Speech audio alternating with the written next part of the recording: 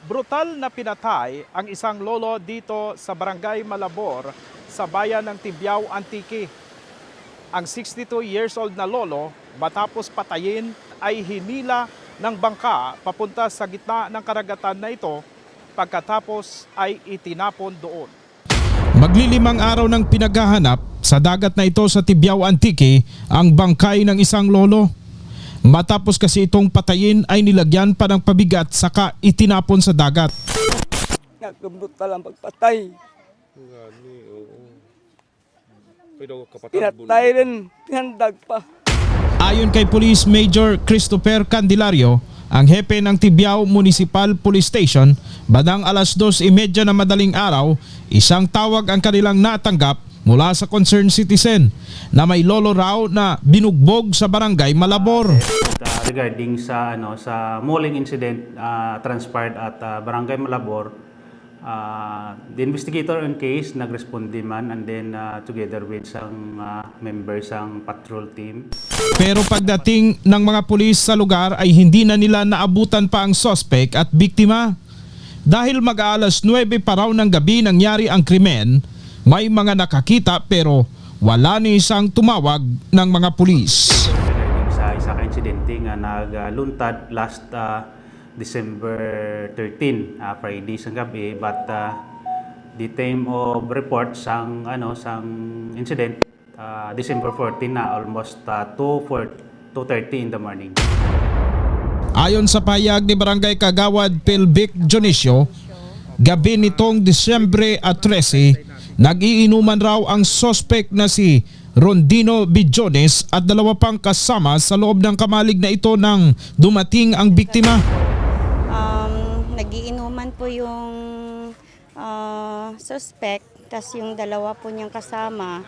Then, gustong pumasok ng victim doon sa bahay ng suspect. At doon na po,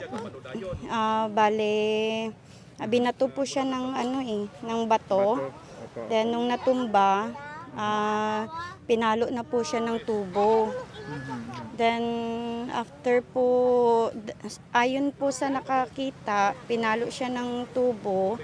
Then nung nalaman na napatay na yung victim, ang sabi, kinarga po sa bangka. Then, kinarga sa bangka. Then, yung isang sako, nilagyan ng buhangin. Tapos, parang yun po yung ginawang pampabigat doon sa body po ng victim. Tapos itinapon niya dito somewhere dito. Isang lalaki ang humarap sa amin at nagpaunlak ng interview. Ayon sa kanya, kasama niya raw ang suspect sa kamalig na ito noong gabi ng December 13. Nag-iinuman raw sila nang dumating si Lolo Chopilo alias Pantoy na lasing na rin ng mga oras na yon at gustong pumasok sa kamalig ng suspect. Tapos nagangambal lang Pantoy nga gusto mo daw. Pinapauwi na raw ng suspect ang biktima dahil lasing na nga ito, pero nanatili sa lugar ang lolo. Dito na raw kumuha ng bato ang suspect at inhampas sa matanda.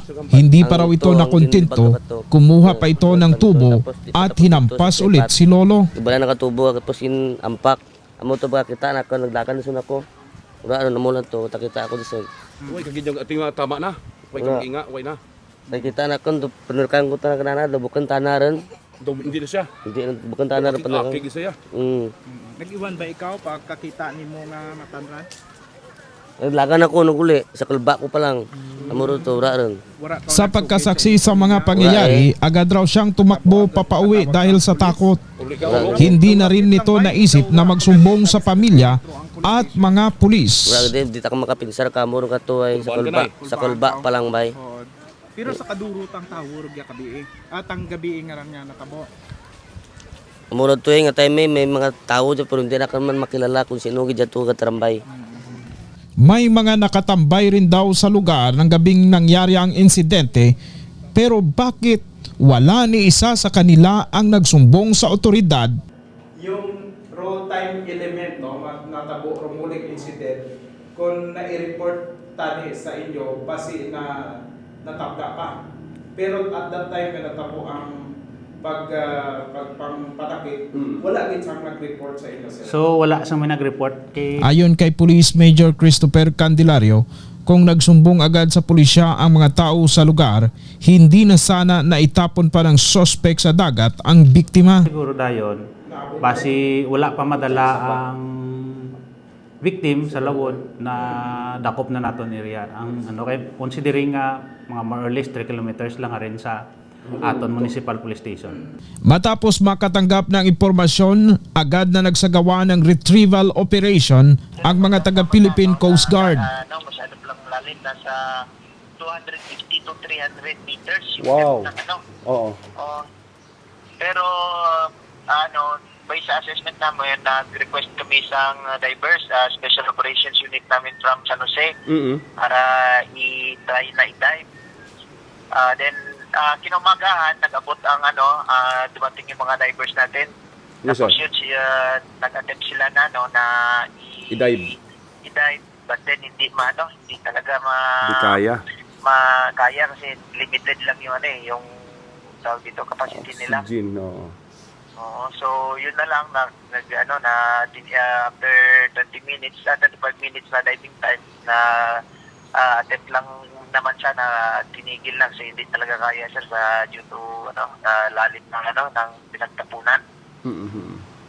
So nag-usap kami ng family, gusto sana ng family na na padayban ng ng Local divers. hindi sir, tawag dito, technical divers. Yung mga technical divers na yan, sila yung may mga capacity na mas malalim pa sana na na pag-dive ka. So mahirapan din tsaka malaki yung gastos pag kumuha ng Technical divers. Oo. Pag sinabi mong technical divers, kailangan po natin yung mga foreign, parang ganon? Yan, yes sir, foreigner talaga sir. Oo. Foreigners Magastuhan kasi, tayo. Walang mga volunteers. Gawa tayo ng mga robot, parang ganon, sir. Yes sir, mga submarine, mga Submarine, na, yes. mga submarine, robotics na, So, yun talaga kailangan siya. So, kasi yung capacity lang, based sa pagtanong namin, ang capacity lang ng mga technical divers is nasa 200 Yes. meters. So, di pa rin kaya. Sobra ata yung lalim na yan. Sobra pa rin, sir. Oo, nasa 250 to 300 eh. Nako. Okay. So, yung na lang namin sir, na huli sana, madala sa panalangin na Lumitaw. Lumitaw. Kasi based man sa kwento ng suspect is sa paa niya Tinalian. Oo, so malaki din chance na na lumitaw in case na Naputol. wala yung Yung katawan. naputol yung hangin ng okay. katawan, tsaka mag-float yung yung katawan para okay po. lumitaw. Oo. Okay po, sir. Nahihirapan po kasi silang makita sa sobrang lalim po ng kaya hanggang ngayon po hindi po nila nakita yung yung body po ng victim. Hindi pa man nakikita ang bangkay ni Lolo Chopilo Española sa ngayon. Pero sa naging follow-up operation ng pulisya, na-recover ang isang tubo at bangkang ginamit ng suspect. Di-recovered siyang gingamit niya nga steel pipe nga paglampos, and then nakita Manila sa area halin digto sa natabo sa Nipahat, sa kilid sa shoreline pakadto sa dagat may mga tinulo sang dugo kag damo dito sa dugo nga ilang nakita. Sa follow-up investigation ng Tibiao MPS, nagsilabasan na rin ang mga taong nakasaksi sa pangyayari, kung kaya't agad na naaresto ng pulisya ang suspect. So upon conducting investigation, the suspect was arrested sa ilang balay. Sa panayam ng PV News Online at ng DYKR Kalibo sa suspect, inamin nito ang krimen. Labis raw ang kanyang pagsisisi, lalo pa at kapamilya rin pala nila ang biktima. Pareho subong, preso ikaw. Kaya mo galing bato na ko sa mapriso ako, pero si Papa lang Saring lang ko Papa. Saring ko sa babaw ang baligan na ko. Ano magawa ko. At masagod mo na ako. Medyo gusto mong pasawa ako kaluhin, sir.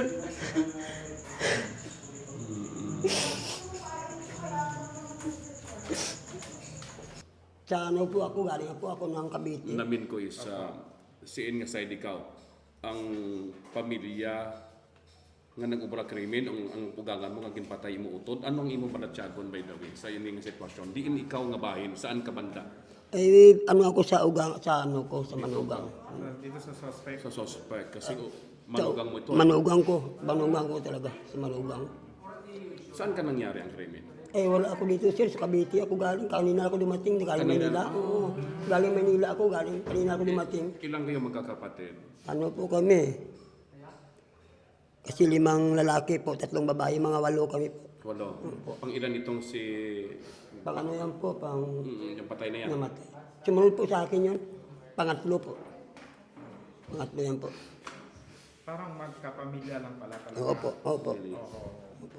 Ano ba talaga ang away? Storya nito. Hindi ko nga alam kasi matagal ako po sa Manila. Away sa lupa ang tinitingnang dahilan kung bakit nangyari ang karumal-dumal na krimen. Alam nangyari.